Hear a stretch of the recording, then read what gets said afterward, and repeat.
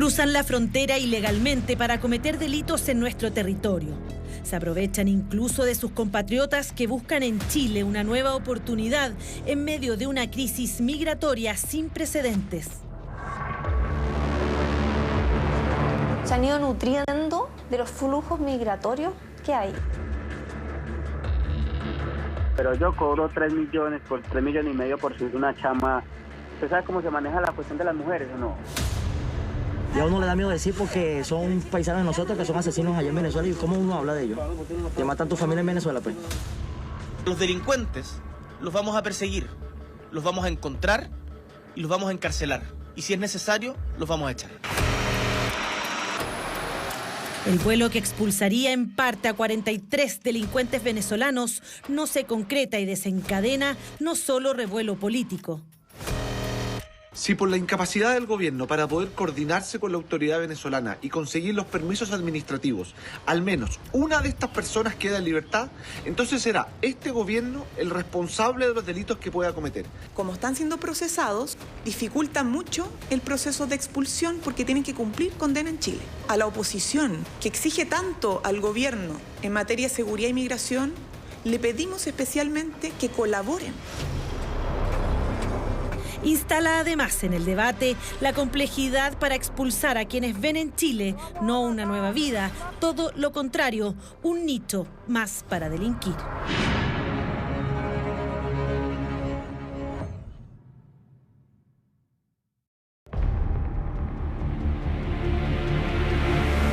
Esta historia no habla propiamente sobre la crisis migratoria, más bien de quienes se disfrazan tras ella y la aprovechan para importar delitos, la mayoría violentos. Hora punta de la tarde y una balacera y posterior explosión ocurrió en la intersección de Club Hípico con Centenario.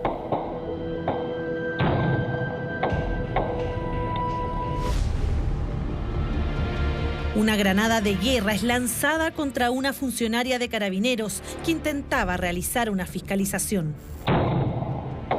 Quien lanzó la granada de guerra fue identificado como Jefferson Arzonar Mesa García, sujeto de nacionalidad venezolana que en sus redes sociales se presenta como barbero. Jefferson Arzonar Mesa García había ingresado en 2021 a Chile de forma irregular. Había estado en prisión preventiva por tráfico de drogas. Cumplía varias condiciones para ser expulsado del país, pero la justicia solo pudo condenarlo a libertad vigilada intensiva. Primero, porque demostró arraigo familiar y segundo, a un condenado por el delito en la Ley 20.000 de drogas no se le puede expulsar.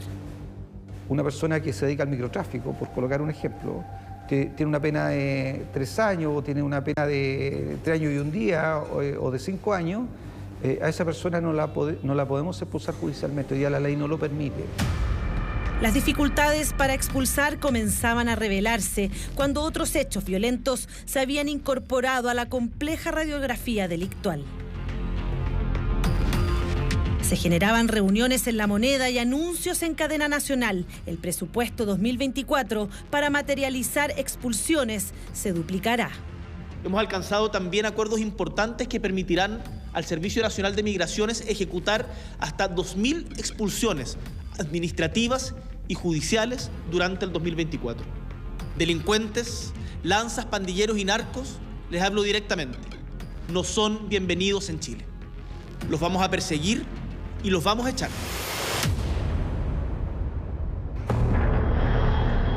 ¿No fue autorizado? Sin el acuerdo entre dos países, no es posible expulsar.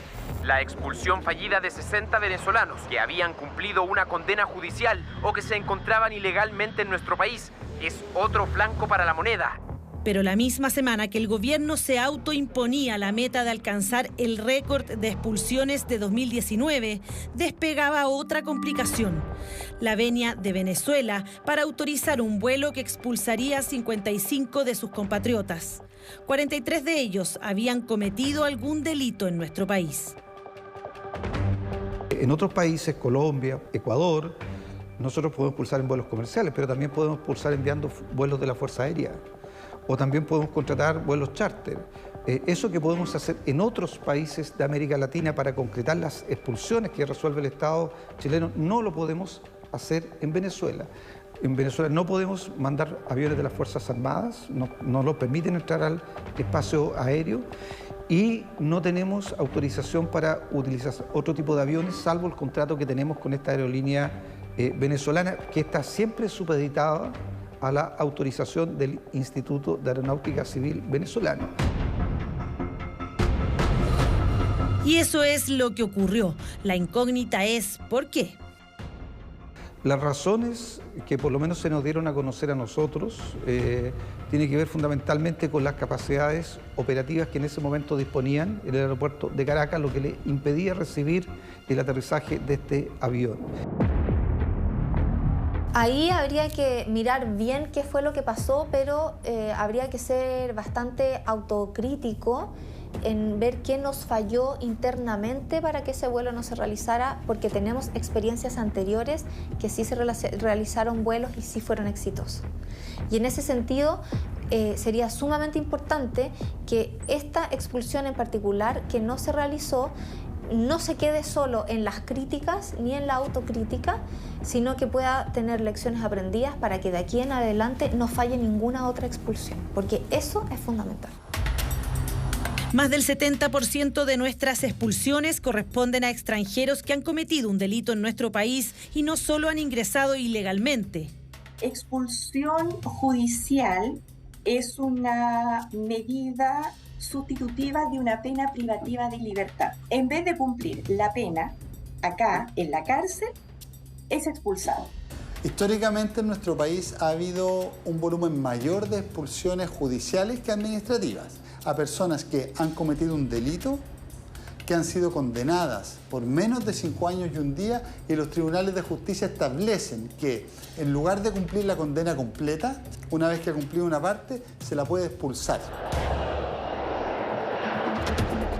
Ese es el perfil de quienes debían subir a ese avión rumbo a Venezuela y que finalmente lo hicieron en vuelos comerciales una semana después y acompañados por la PDI. Solo 2 de ellos esperan aún en la cárcel.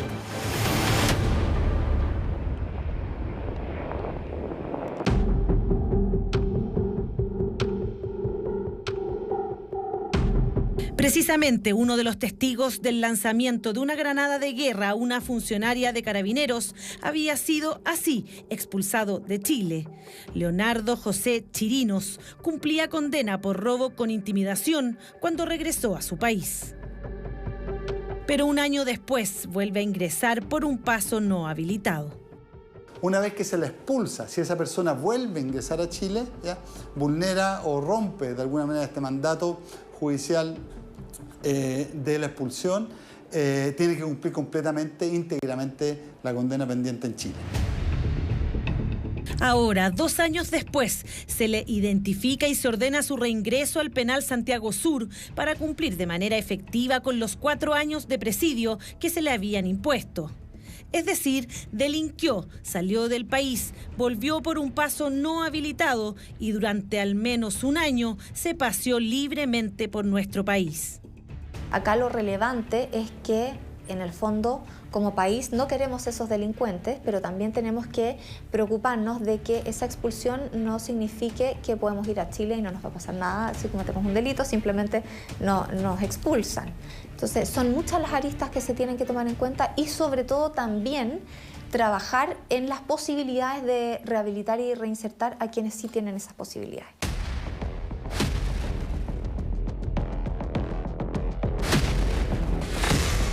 Por eso, quienes están condenados por delitos más graves a más de 5 años y un día, recién al cumplir la pena pueden ser expulsados.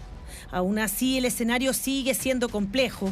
Más del 13% de los reclusos son extranjeros y nuestro sistema carcelario está colapsado. Podemos ver que la región de Tarapacá tiene más o menos la mitad de la población penal extranjera. Están asociados a delitos que son propios de crimen organizado transnacional.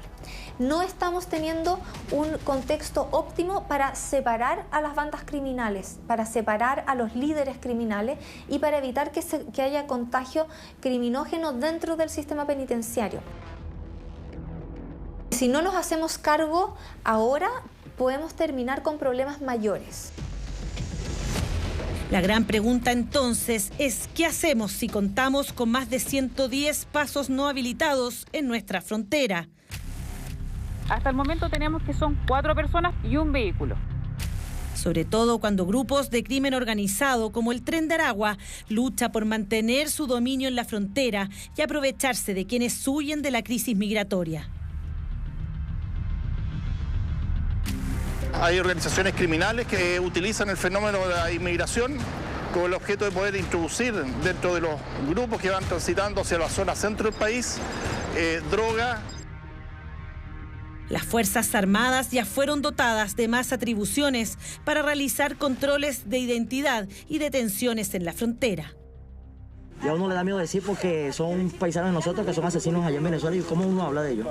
Que matan tu familia en Venezuela, pues. Quien habla es un migrante venezolano. El registro es de uno de nuestros equipos que investigaba el flujo migratorio en Colchane. Justamente en ese lugar cruzó de forma irregular esta persona. Tuvo que pagar para que lo cruzaran. Con miedo. ¿Cuenta a quién? Uno no puede decir muchas cosas porque la familia de nosotros riega en Venezuela, pues. Pues sabes, aquí manda el Tren de Aragua ese, pues. La presencia militar desplegada en la frontera hoy intenta lidiar con estas dificultades. Hoy día hemos visto un descenso significativo de los ingresos regulares en general y de las detecciones. Las personas que son capturadas intentando ingresar a Chile se han reducido en un 24%. ¿Ya? Es sumamente difícil controlar una frontera.